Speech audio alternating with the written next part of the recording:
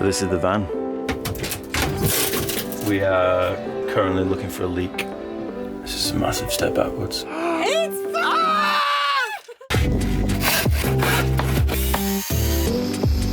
So this is Suzi, our 1994 Toyota HiAce. We've been building her for months and this is the finished result.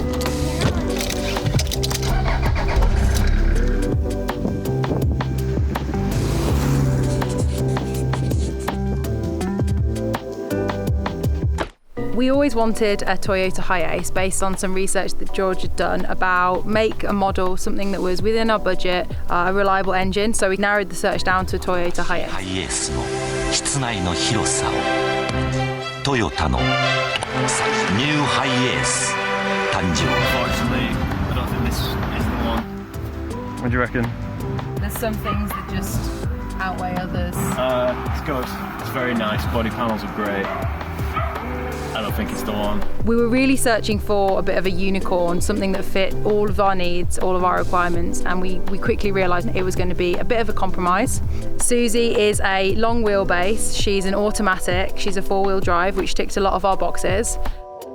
When we were researching these vans, we knew we wanted to raise the van because we knew we'd be going off-road-ish. The vans originally are quite low slung. We'd seen other people have done it and it looks pretty cool also. So we've raised the van by 2 inches or just over 2 inches. That involved us getting some custom parts fabricated for the back suspension, and then the front suspension is actually torsion bars. So all you do for that is just crank up the bolt on the torsion bar, and that raises it by 2 inches. So the guy that actually made the suspension shackles, a guy called Dave from Blood Red Off-Road in Halifax in the UK, he fitted them and did a great job.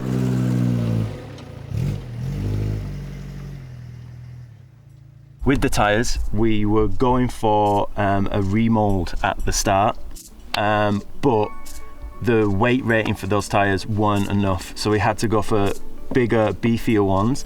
So these are General Grabber AT3s, so it's an all-terrain tyre, so snow, mud, and they're pretty good on the road as well. When we got Suzi, we always knew we wanted her to be an off-road vehicle and we wanted her to be self-sustaining. So solar panels were absolutely the way to go. We got these 2 flexible monocrystalline Renogy panels. They're brilliant, they're 100 watts, they're really lightweight. What really matters when it comes to solar charging is wattage. It's the middle of winter at the moment and we were in the UK, so we just weren't getting enough wattage. We decided that we needed 2 more panels. We are a matter of days away from leaving, but we decided to add some more solar panels. Basically, we're trying to double our solar input. Unfortunately, our roof is not flat in any way, shape or form, so we're really struggling. We've been making brackets. £4 each. Unbelievable. I love this shop. So in the end, after wiring things in parallel, in series, different configurations, we're getting a really good amount of power. We've got solid watts coming into the inverter/charger, and we're really happy with our solar setup.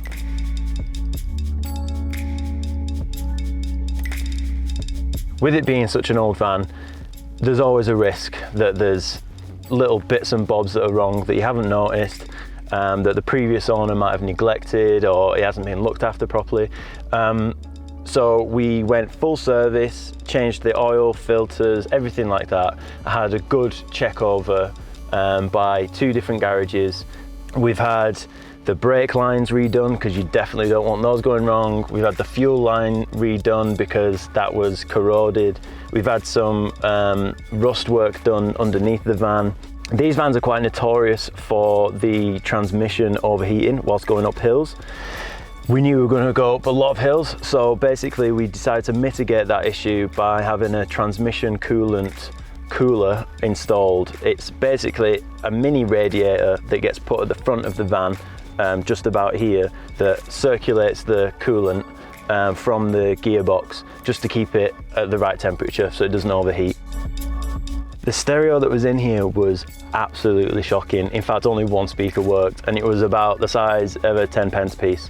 So I put some new speakers in the dash, and then these little tiny tweeters up here. That still wasn't enough. So we decided to make this thing into a bit of a boom box. We also insulated the whole of the cabin with this tar, rubbery metal stuff. Whilst the carpet was out and the seats were out, I did all the wiring and took out the dashboard and fitted this stereo. It's just a pretty cheap Android stereo. It was an absolute nightmare to fit. It took forever. The big issue was we have a reversing camera that I've had to wire in a switch. I spent a full day trying to get this camera to work with this switch, and it turns out that the main issue was a badly labelled cable that as soon as I figured it out, I touched them together and the camera came on, but we got there in the end. What are you doing, George? I'm trying to wire in the reversing camera.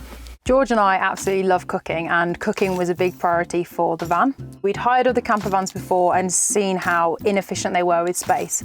And so for us, a big part of the design was making the kitchen work.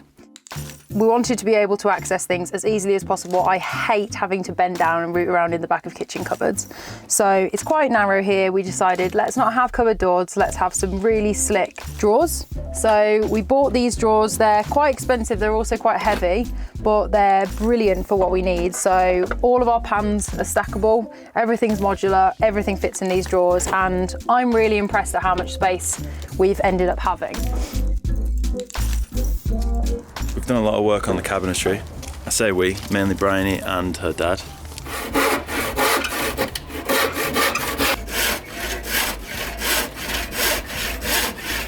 All these little contours, bendy bits, these panels that look really ugly from the back, but they work really well. They all have to be that shape because obviously nothing in the van is square. It's a big round bubble. The fold-up table is a perfect addition to the kitchen. It's a little bit of extra fold-up work surface, but in a space like this, any extra space that you can get really matters.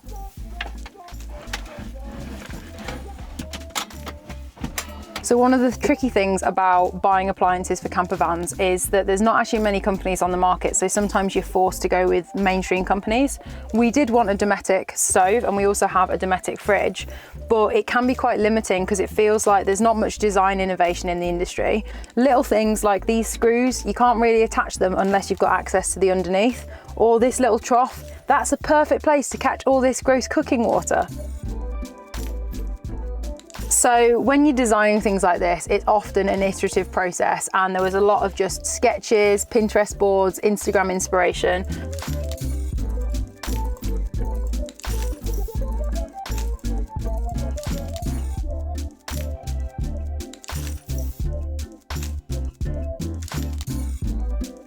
Really grateful to people like my dad who helped us make this tap. It was a bit of a dream of mine to have a tap like this, and with a bit of help from him, we fabricated it.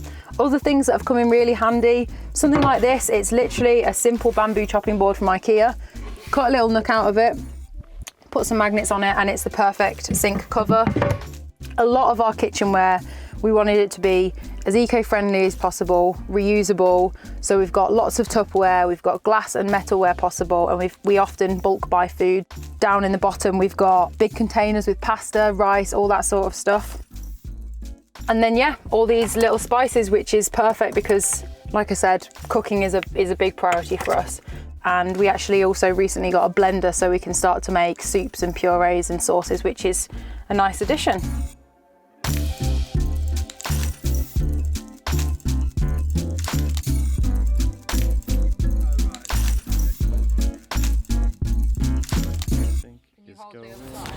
One of the great things about having a really old van is it's got really old parts,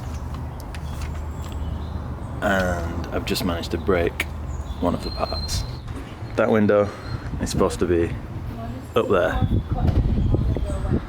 This 25-year-old, most likely very bespoke piece that holds the window in just snapped. And then with the shelf, Not going to be able to get a new one. Gonna have to try and glue it back together. Although it looks like plastic, it's actually metal. Very f***ing annoying. The fridge was one of the things that we had to design the van around, basically. We knew it had to be at the back somewhere for weight distribution. We needed it on this side of the wheel arch, and there's no getting around it. It's a pretty big object and it needs space behind for airflow and things like that. We can get to it pretty easily. We installed the fridge. We had a few issues with it. The Dometic themselves weren't that helpful. The manual really wasn't helpful. It basically misled us into thinking we had an issue with our wiring. I think I rewired it 4 times until we spoke to someone who was in the know, and they said that orange light that you get told is a warning light is actually normal. So it is actually working fine, and it's a good fridge, but expensive and could be better. Brian's dad's kind enough to let us stay in his place. He used to be a plumber, so he's very handy in general, and now we're doing the plumbing, which is obviously his forte. Water is obviously another priority for us. We decided to get everything underneath here. These are our 2 20-litre water tanks. With a lot of help from a professional plumber, Brian, his dad, we've basically came up with this system that is mixed between copper pipe and a thing called speed fit, so we can actually unhook these 2 things and take them to a tap. Behind there is a wastewater tank as well, which we have a tap, so we can either let it run out onto the floor or we can hold 20 litres. So down there is our 12-volt water pump that leads up to the tap up here. Just beyond that is also our gas canister. So we really tried to keep this as compact as possible because we've got very limited space. It must have been almost a full day of us just juggling around all these different containers. We eventually came down to one it's actually working really well.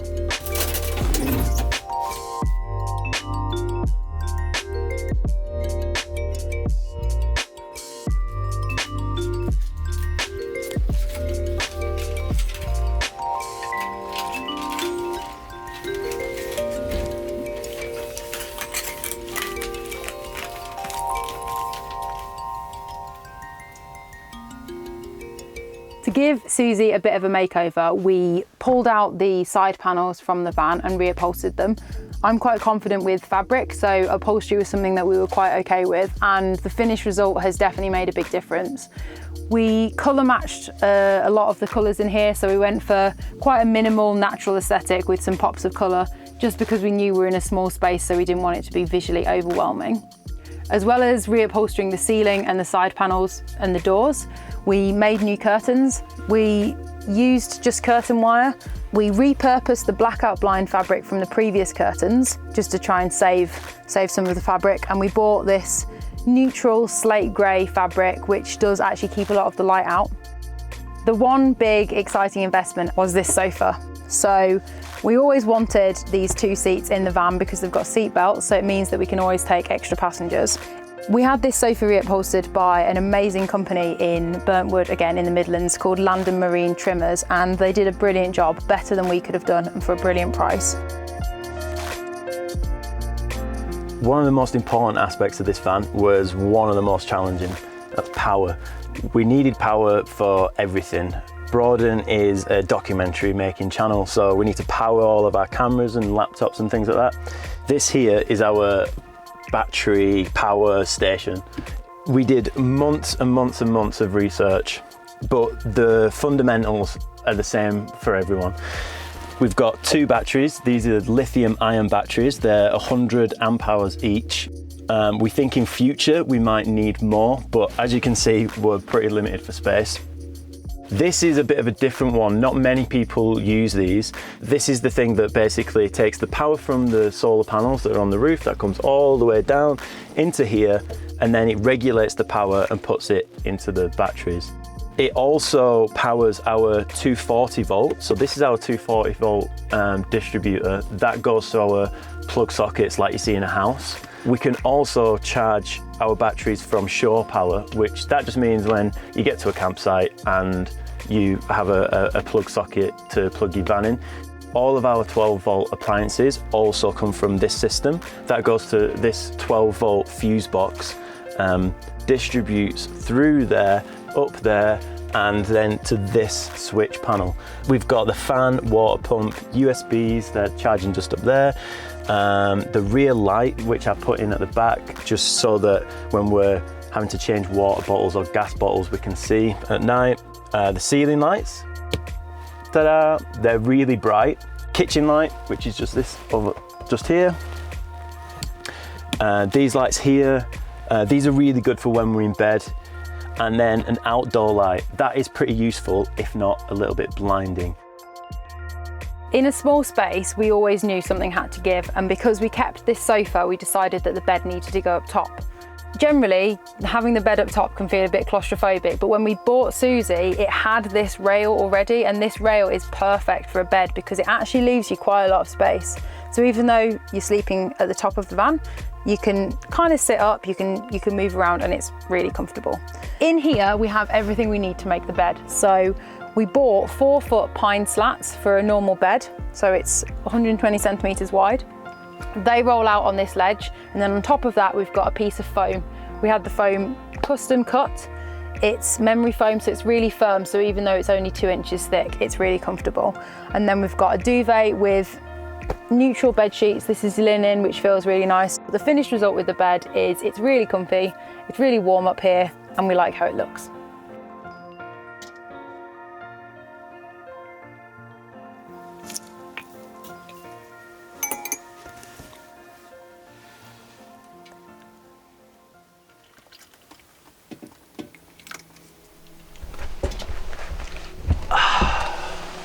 So, all in all, it's been great. It's been a really good process. Such a huge learning curve. Yeah, it's been a massive learning curve, building a van from scratch. There's so many things we could have never predicted, but one of the biggest blessings for both of us has been learning so many different skills, and at the end of it, seeing the fruits of our labour and seeing a self-sustainable van, which is what we've always dreamt of. We're going to try and put up the ceiling for the second time. This is going to take a long time. Yeah, I mean, we've gone through a lot of highs and a lot of lows, loads of mechanical failures. I was even trying to fix a leaky window in the roof. I've tried it 5 times, loads of different methods, and water was still coming in, and all I could do was just get off the ladder, crouch down and cried. As usual with these things, it's turned out to be harder than I thought. This whole process took us a lot longer than we initially thought it would. It's cost us a lot more. And we couldn't have done it without so many other people who've been helping us through, not least shoulders to cry on, but also beds to sleep on, people who've lent us tools, people who've lent us their time, their expertise, all of the professionals that have been so useful and amazing, fabricators, factories around the UK, and obviously family and friends who've just been there for us for the last pretty much 9 months that Suzi has been our life. So she's done, we hope she does you proud, and thank you. Yep.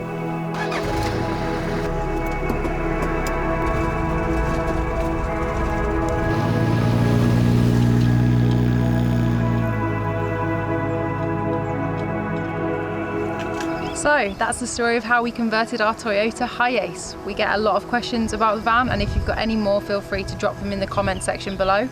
As ever, give us a like and maybe even subscribe to the channel. And if you want to follow us on Instagram, you can do. It's broaden._. Thanks.